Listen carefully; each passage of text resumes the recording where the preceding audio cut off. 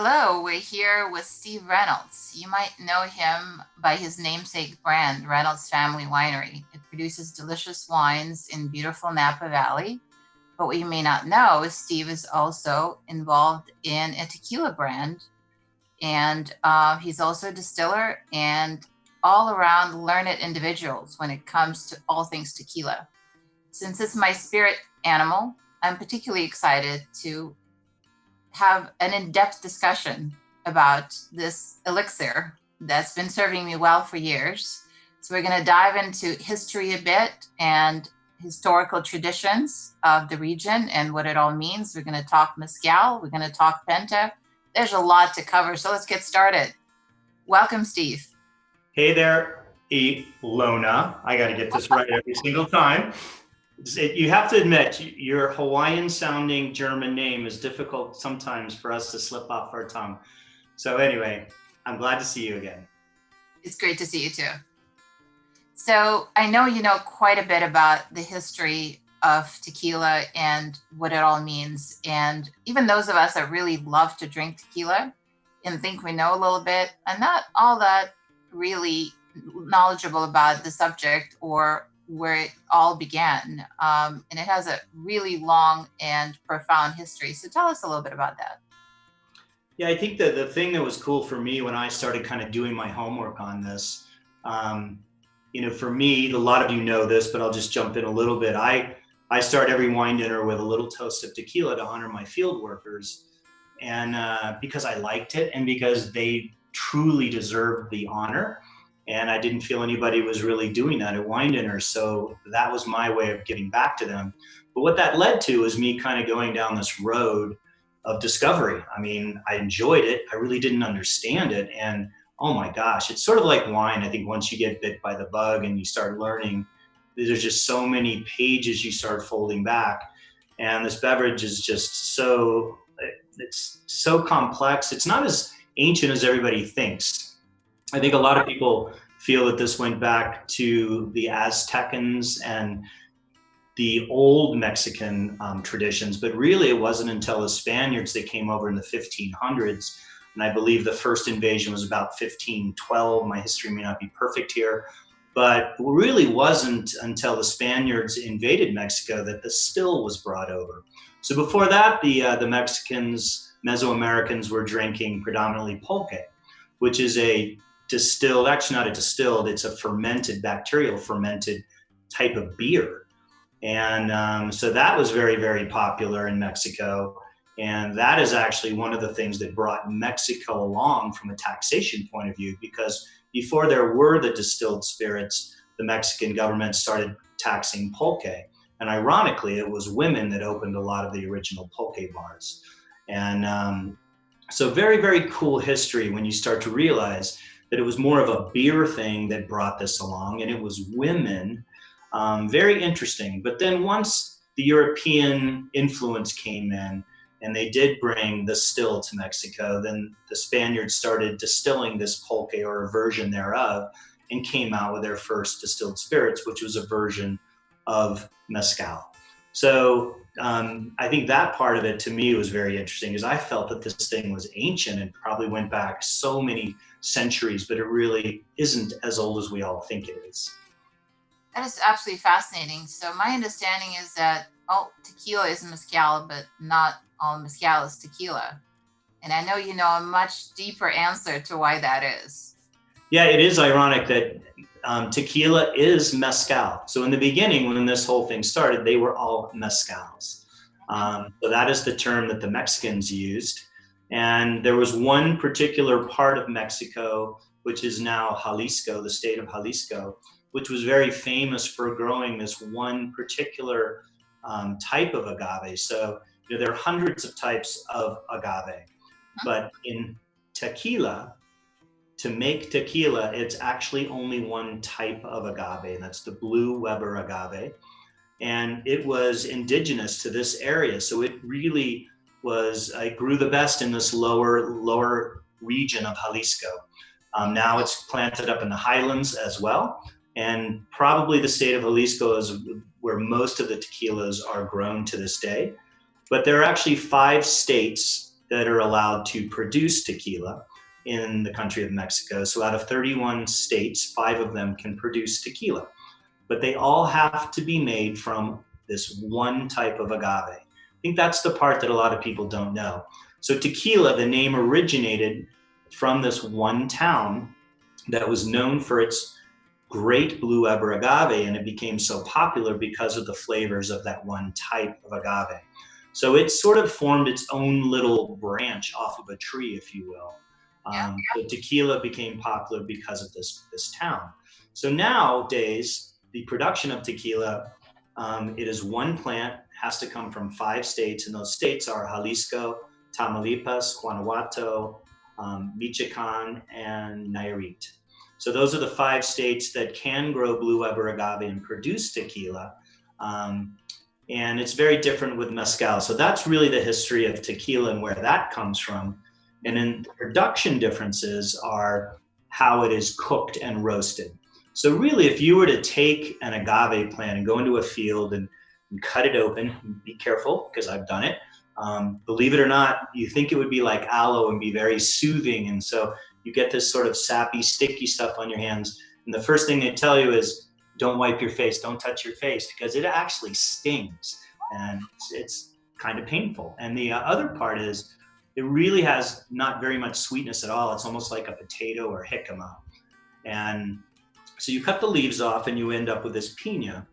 And so you take that into an oven. So really what you're doing is you're taking a starch, and with heat, you're hydrolyzing the starch to become a sugar. So the first process is actually the roasting or the cooking of the agave. So this right here is one of the differentiators that you'll find and where things start to change. Obviously, like wine, where you grow your fruit, how you grow your fruit, all makes a big difference. Hence the different states, the different regions, just like the different appellations and sub-appellations of Napa Valley. Grapes grow differently in different regions. The soil that's underneath, what are the roots seeing? What is the temperature? What is the exposure? All of those things create differences in how that plant, what type of fruit that plant will produce.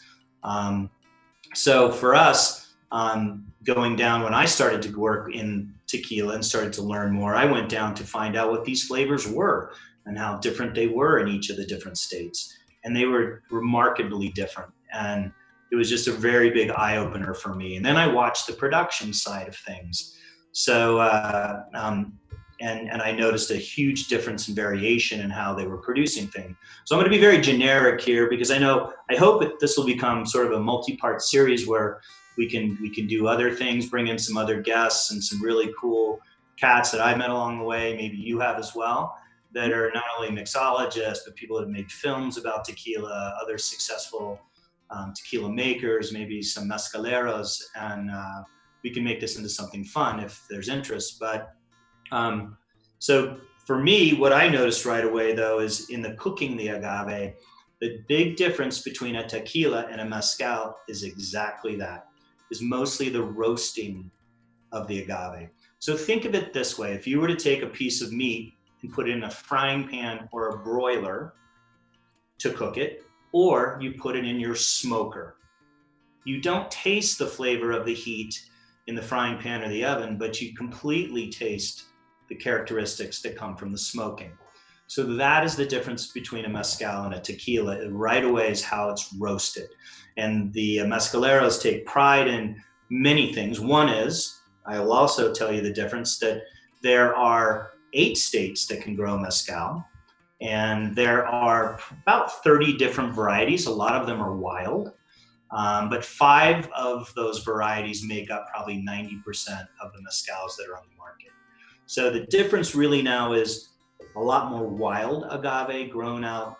There are some farm-raised agaves, of course, but there are more states that can produce it. A lot of it is wild, and it is cooked over smoke and fire, versus 5 states, one type of agave that is roasted predominantly in autoclaves or brick ovens for a clean source of heat. And it's much smaller batches as well, right?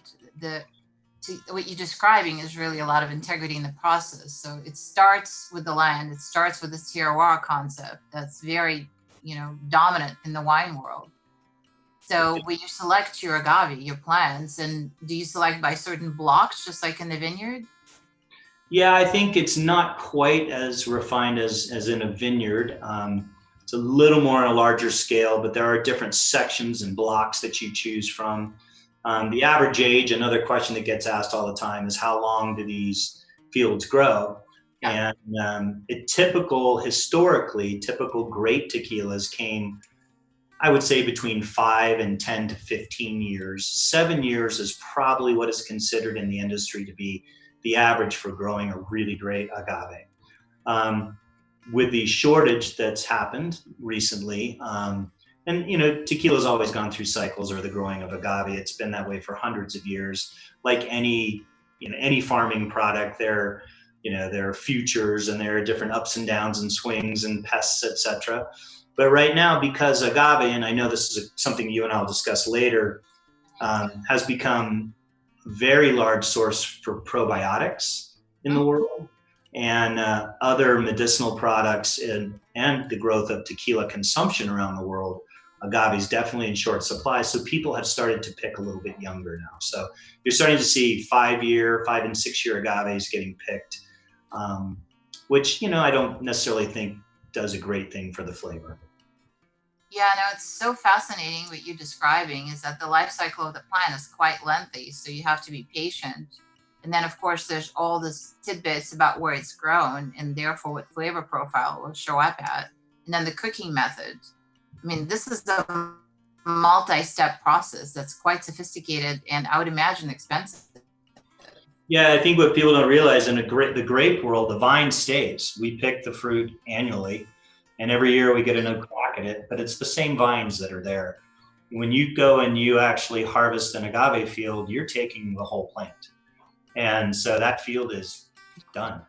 So the good news there, just like in the wine world, we can plant what are called green growing vines or bench grafts, plants that have already been grafted at a nursery. So it'll sometimes shave a year to 2 years in the production cycle.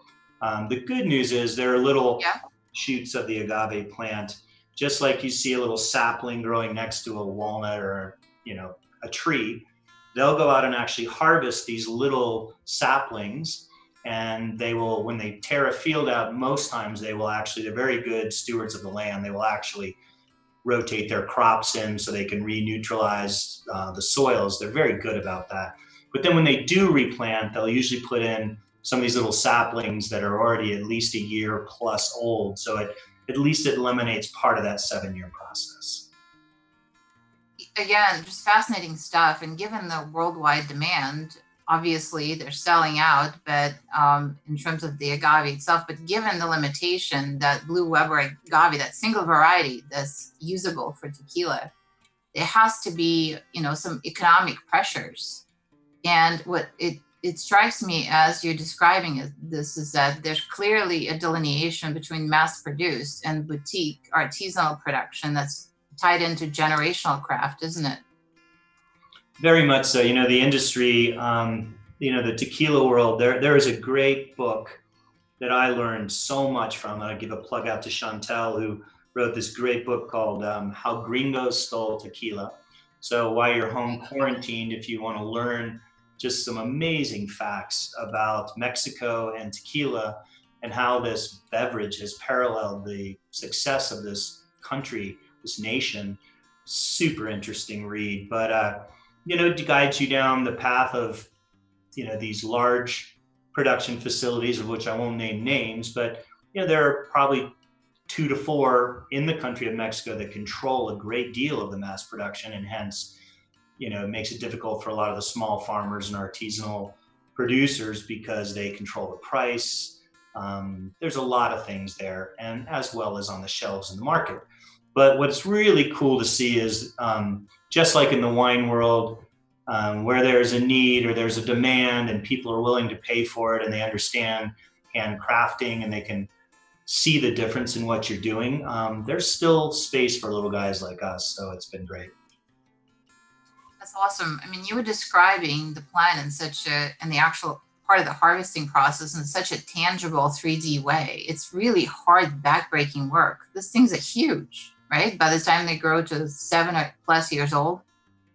Yeah, there's, I'm throwing all these plugs out right now because these are some of the things that got me into this. So I'm just kind of spreading the love here.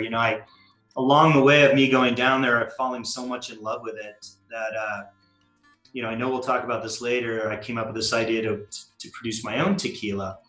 And that, I was lucky enough to get to do this with 4 buddies of mine that saw all my trips down there and dove in with me on this process. So we started a brand called Penta, and which is exactly what we're talking about. We were the first guys to go down and produce a tequila, artisanal tequila that was handcrafted, that had all the visions of not skipping a single step and taking all 5 regions and blending them together for the complexity. And going down and doing this, and I was coming back, and I happened to know a film crew out of Baltimore, and they were so intrigued by hearing this and the pictures I would bring home that they followed me down on a trip to Mexico.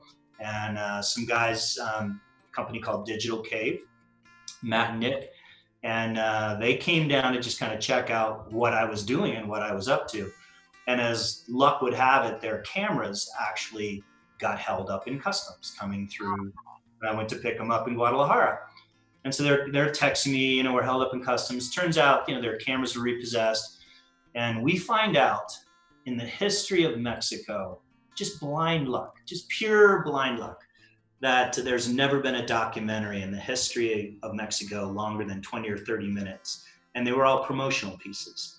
So this led to this random trip on a weekend to Mexico led to this great film that's available on Amazon Prime right now called Agave, The Spirit of a Nation.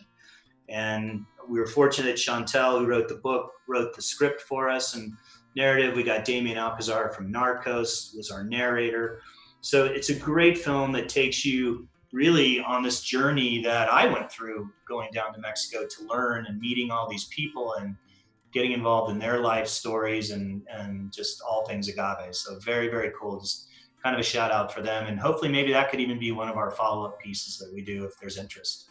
That would be so exciting. And while you guys are stuck at home, I can't imagine a better time spent than watching something like this. I'm sure there's cool interviews that you conduct. And I mean, talk about generational craft. There's families of mezcaleros and tequileros that's been there literally for 3, 4, 5 generations. And it's such pride that this craft is passed on with. And there's such depth and breadth of knowledge and such integrity to what they do. It's just amazing. Yeah, that's one of the things that that Carlos Carmenera, who's started a brand called Ocho, and his family's one of the oldest producers in the highlands of Jalisco. And he starts the movie out pretty much saying, they have humidors are the people that actually cut the agave, and it's definitely a craft. And it's handed down from generation to generation, but a lot of their children have chosen to go on to college, and so the art is not being passed down. And the fear is, who's going to be doing this job, 10 years from now, and what is the future of tequila, and will it become a different mass-produced thing or what?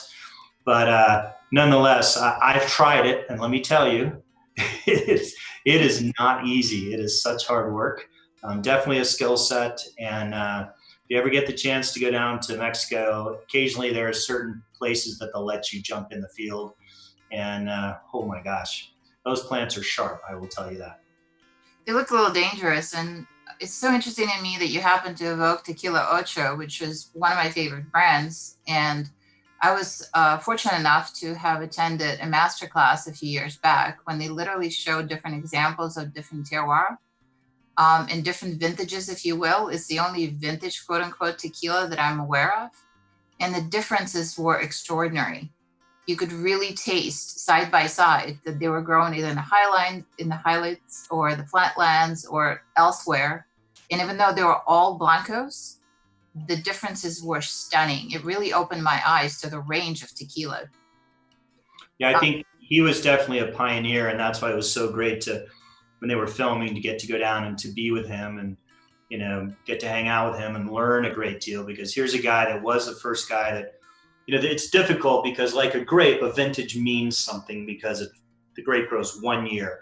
It's totally that year of Mother Nature. Whereas the agave, to put a vintage on, it's a little difficult. It's when you bring it in, but it's the influence of several years. But at least you have a timeline. I think the other thing that Carlos did was he did sort of vineyard or field specific. So you would know the characters of where the agave came from a specific site. So I think there's a lot of that that's starting to happen from some of the small producers. And as more people get into it, a couple cool, you know me, I always call them factoids. I saw on average through some of the beer and wine industry and spirits industry facts that come out. Beer and wine grew roughly about 1.8 to 1.9% on average over the last 3 years. Bourbon and whiskey was 2.2 to 2.3, but tequila was up as high as 7.8%. And that is just now in other countries, Europe, are just starting to get into this. So the growth that's happened in not only mezcal and tequila, I'll put them in the same class, the growth is just astonishing, is the interest. And we all know, you and I both know, because it has so many great things. I know most people think of it as a really bad college evening, but there's a lot of other great facts and fun things about tequila, particularly how it treats your body, that are just awesome.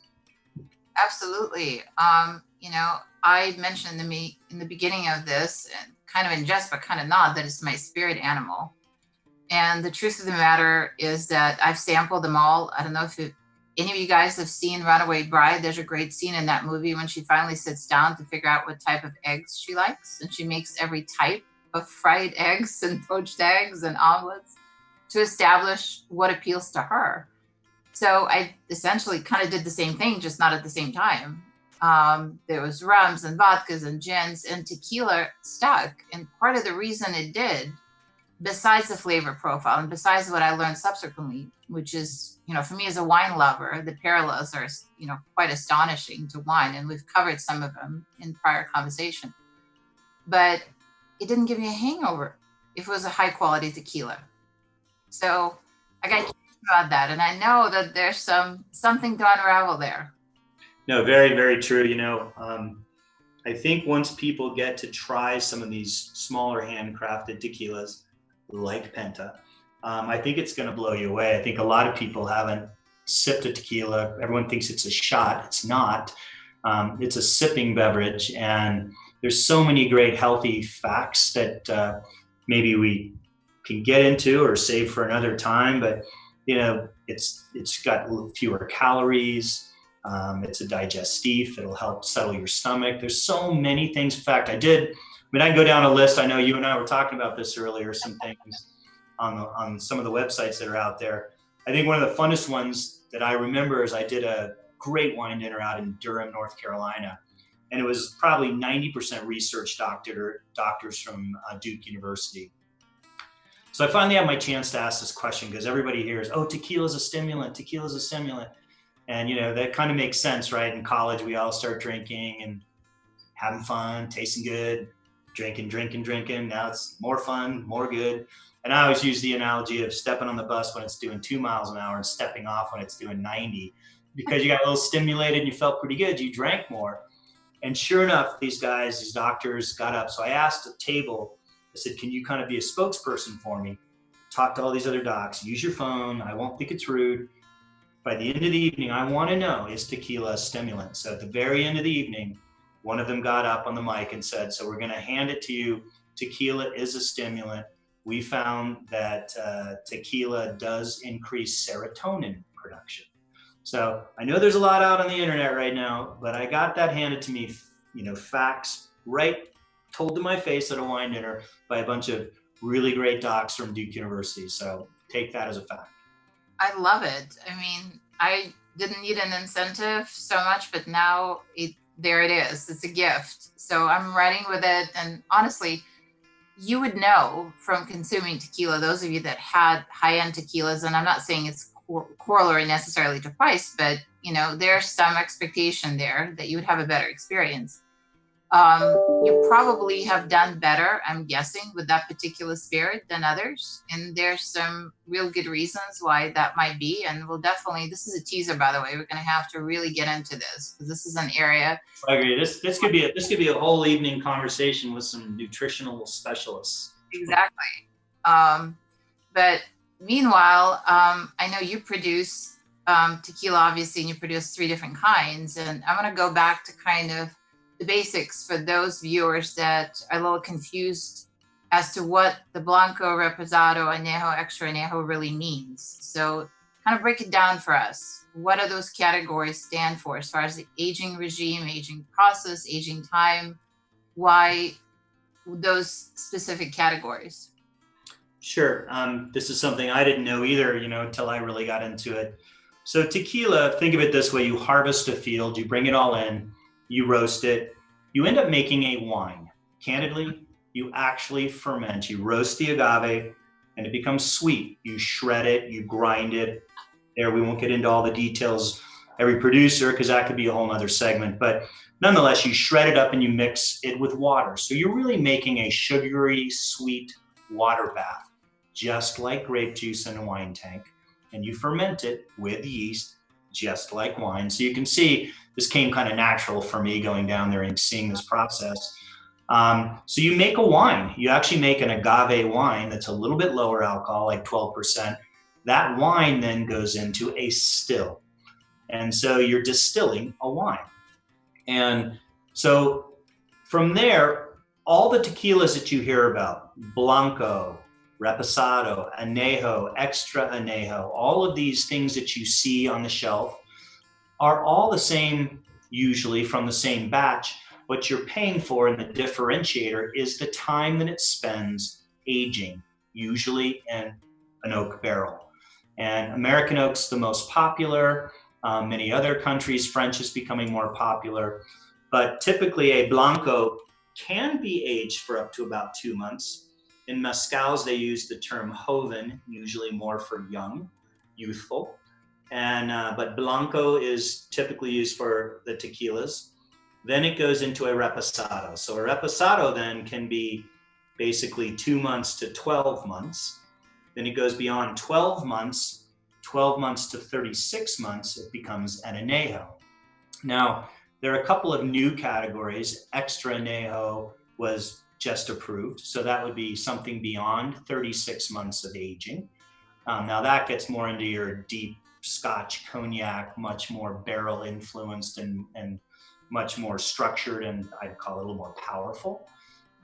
Blancos, way on the other end of the extreme, are going to be very bright, and you're going to taste more of the fresh agave. Sometimes somewhere in the middle, the barrel definitely does some softening, and I'm a Reposado guy myself. Mostly I appreciate all of them, but there is another category, just to confuse everybody. There's a new one that's kind of hip called Cristalino. I heard that.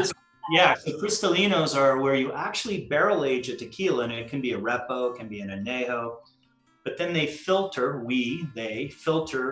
the tequila with charcoal predominantly to remove mostly the color. And it also, charcoal's non-specific in what it filters. So it doesn't just go after flavor, color. It also removes a little bit of the flavor.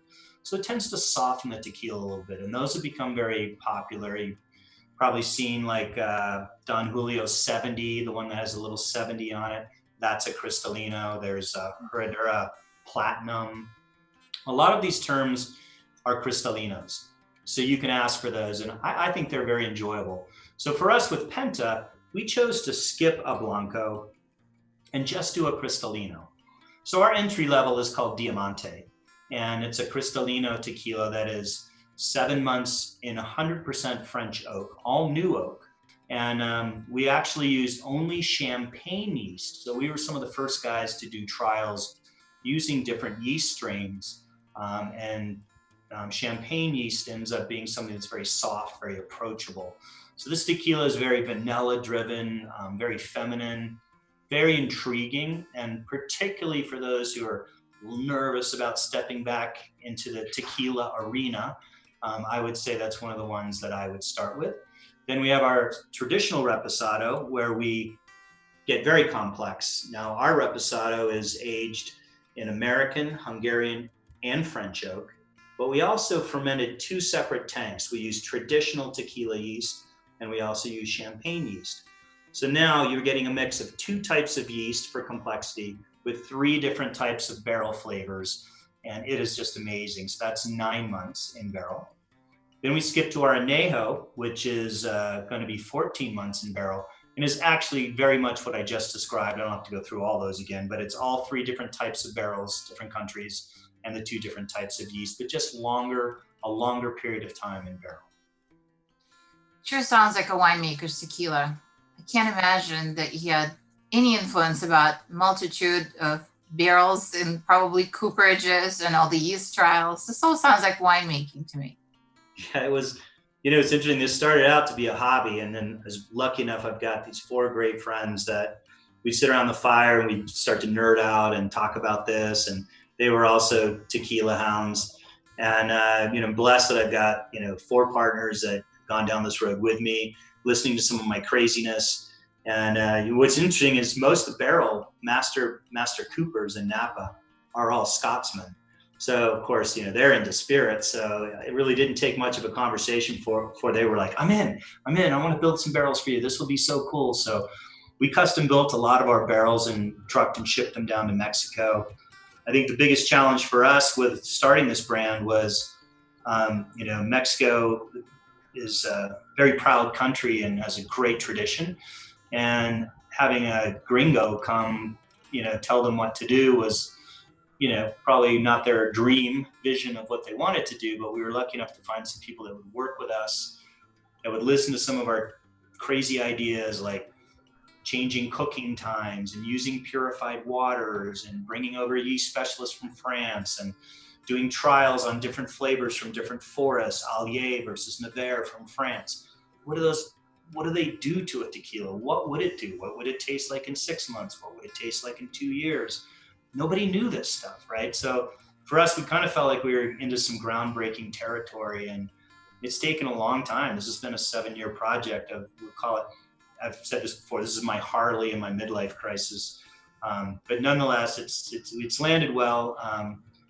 The tequilas are fantastic, and I know this is getting a little longer than we said we'd talk tonight, but I think there's a lot of room for discussion on more topics with tequila, particularly mezcal.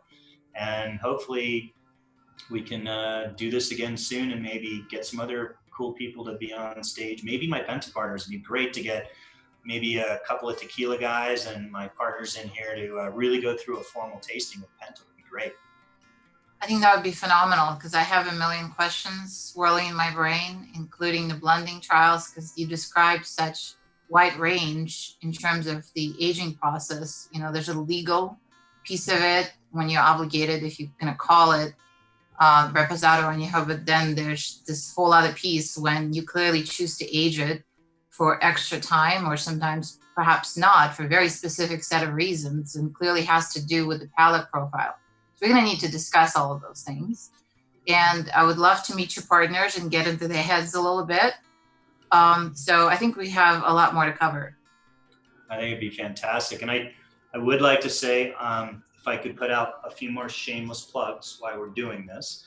Obviously, what I like to point out is a couple places that if people want to start trying to load up their bar, a couple places they can get the tequila right now. So when we do one of these tastings, they might want to have it at home.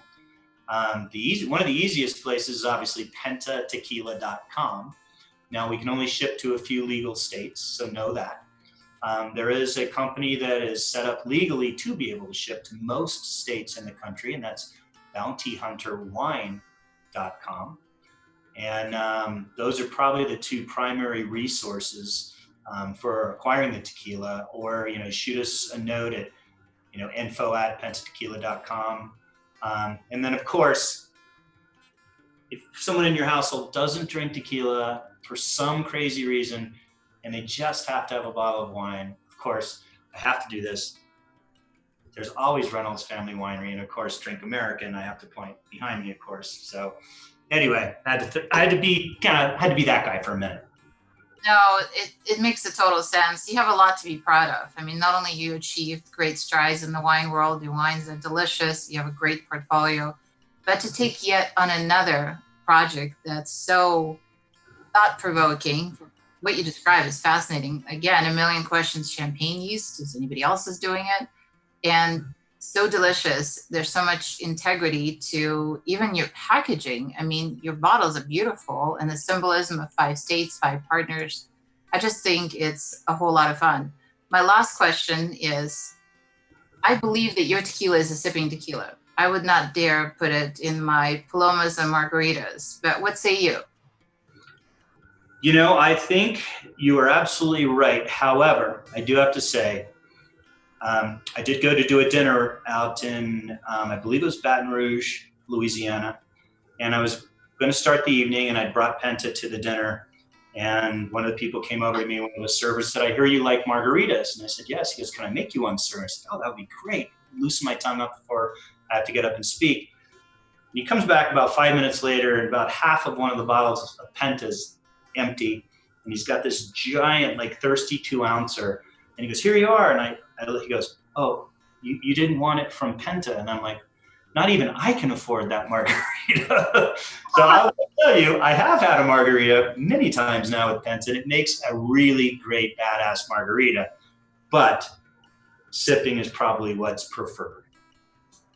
Got it. So speaking of sipping, I just happen to have a little something in my glass. So we need a toast at this point. I think we've earned it. I think this is a great way to close this out. I start every wine dinner with a toast of tequila to honor my field workers. We're going to close this out with a toast to not only my field workers, my family, you, your family, all the people that are home suffering, staying home, lockdown. Let's just make the best of this and think positive thoughts. Big cheers to that. Cheers. Till the next time. Till the next time.